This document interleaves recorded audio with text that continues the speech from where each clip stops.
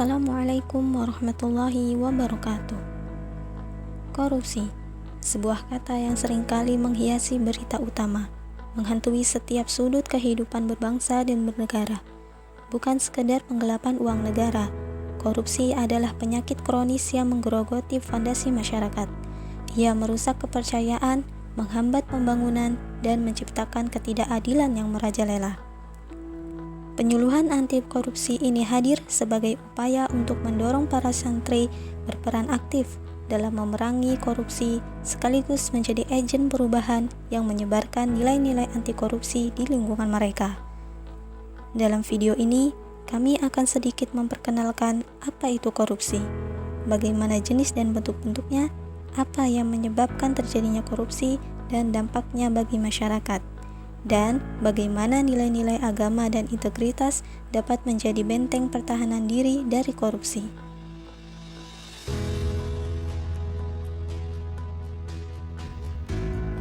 Disebutkan dalam Kamus Besar Bahasa Indonesia atau disingkatnya dengan KBBI. Korupsi merupakan sebuah tindakan penyalahgunaan atau penyelewengan uang negara, perusahaan, organisasi, yayasan, dan sebagainya untuk kepentingan pribadi atau orang lain. Korupsi biasanya dilakukan oleh mereka yang notabene berpendidikan, ekonomi yang terbilang mumpuni bahkan lebih, dan mempunyai pangkat, jabatan, serta kedudukan. Korupsi di Indonesia merupakan fenomena memprihatinkan. Korupsi masih banyak terjadi, bahkan dilakukan oleh oknum-oknum pejabat negara hingga aparat penegak hukum.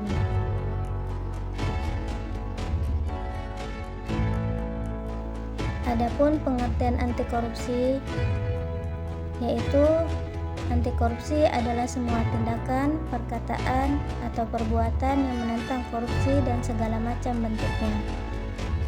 Anti korupsi juga merupakan tindakan untuk mengendalikan dan mengurangi korupsi, serta upaya untuk mendorong generasi mendatang dalam mengembangkan sikap menolak secara tegas terhadap setiap bentuk korupsi. Korupsi ada beberapa jenis, yaitu yang pertama penggelapan, yang kedua penyuapan, ketiga perampokan, kemudian keempat pencurian, kelima pencopetan, dan yang keenam perampasan. Korupsi ini dapat terjadi karena beberapa faktor, di antaranya lemahnya sistem pengawasan, rendahnya integritas individu, serta budaya yang mentoleransi tindakan korupsi.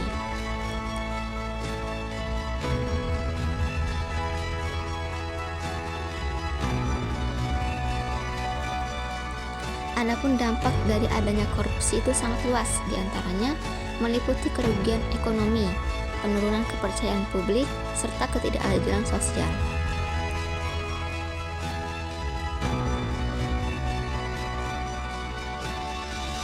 Bangun dan menerapkan nilai-nilai integritas di dalam diri. KPK telah merumuskan 9 nilai integritas yang menjadi pedoman untuk membangun budaya anti korupsi. Nilai-nilai ini bukan sekedar konsep, tetapi harus diimplementasikan akan dalam tindakan sehari-hari dengan nilai-nilai integritas antara lain 1. Kejujuran terdapat dalam Quran Surah At-Taubah ayat 119. 2. Kemandirian terdapat dalam Quran Surah Ar-Ra'd ayat 11. 3. Kepedulian terdapat dalam Quran Surah Al-Ma'idah ayat 2. 4. Kedisiplinan terdapat dalam Quran Surah Al-Asr ayat 1-3. 5. Tanggung jawab terdapat dalam Quran Surah Al-Mudassir ayat 38. 6. Kerja keras terdapat dalam Quran Surah At-Taubah ayat 105. 7. Kesederhanaan terdapat dalam Quran Surah Al-Furqan ayat 67. 8. Keberanian terdapat dalam Quran Surah Ali Imran ayat 139. Dan yang terakhir, keadilan terdapat dalam Quran Surah An-Nahl ayat 90.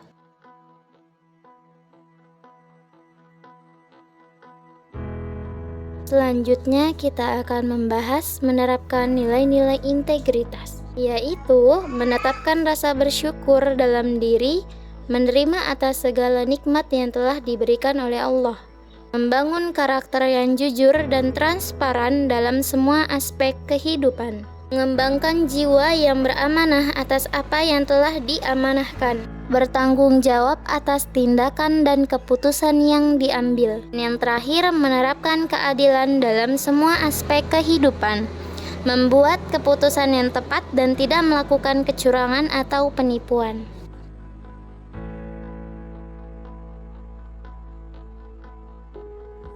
Selanjutnya, menciptakan generasi muda untuk membantu memberantas korupsi dan melakukan perubahan. Kita sebagai generasi muda diharuskan untuk membantu dalam memberantas korupsi. Selain itu, kita juga memerlukan pendekatan yang komprehensif, mulai dari pendidikan, pembentukan karakter, serta keterlibatan dalam aksi nyata. Dengan itu, kita memerlukan cara untuk mencegah dan mengurangi tindakan korupsi, yaitu dengan beberapa cara. Yang pertama, mempelajari pendidikan anti korupsi di sekolah. Yang kedua, menggunakan dan memanfaatkan media sosial untuk menyebarkan budaya anti korupsi. Yang ketiga, membangun kesadaran dan sikap kritis. Yang keempat, mereformasi penegak hukum. Dan yang kelima, menanamkan budaya integritas dan etika.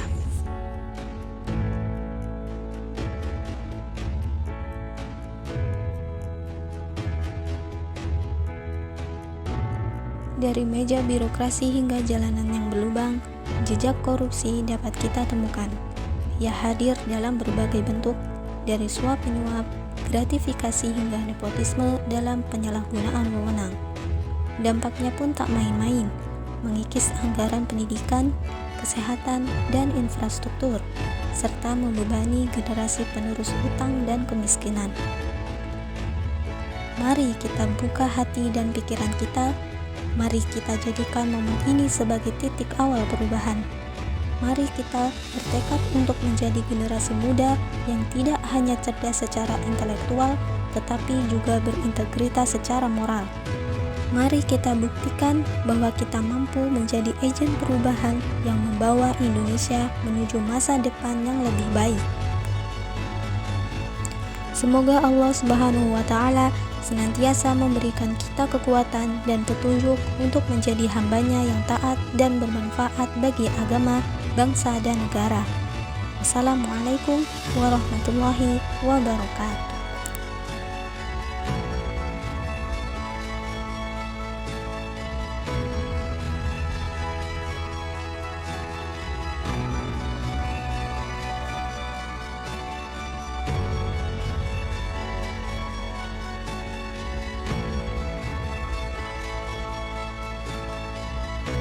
Kita